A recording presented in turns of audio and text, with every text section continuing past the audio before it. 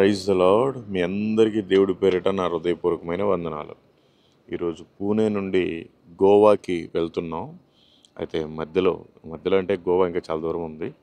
పూణే దాటిన ఒక 100 కిలోమీటర్స్కి ఆపాము. ఇక్కడ చలి బాగా పెరిగింది. ఇదిగోండి, ఇక్కడ ఇండక్షన్ పెట్టుకున్నాం, ఇక్కడ ఏకే ఫ్లో పెట్టుకుని వండుకున్నాం. ఈ ఏరియాలో రైస్ అంతా సరిగా లేవు. సో రైస్ వేసుకున్నాం, అంతా ఇదిగోండి పిసపిసలాడుతుంది.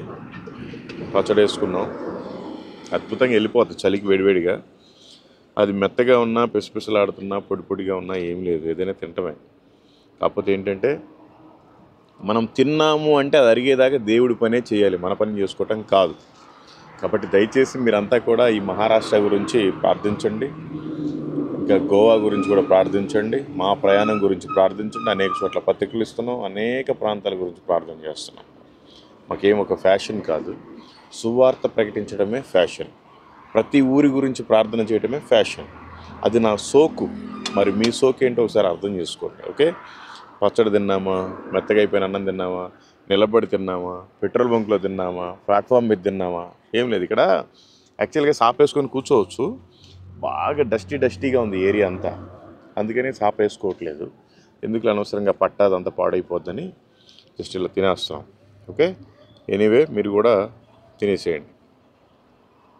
ప్రేమ కలిగిన తండ్రి, కృపగల మా యేసయ్య, మీకు స్తోత్రాలు ప్రభా, మీకు వందనాలు ప్రభా. మమ్మల్ని ప్రేమించి ఇంత మంచి భోజనాన్ని మీరు ఇచ్చినందుకే మీకు స్తోత్రాలు, మీకు వందనాలు ప్రభా.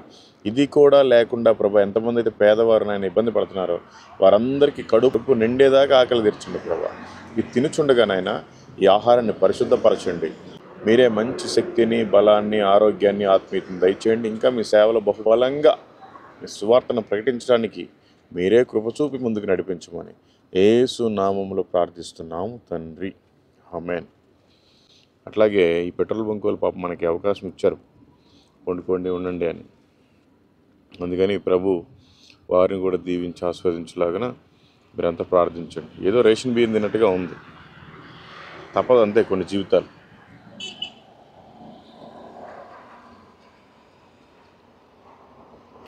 బాగుంది.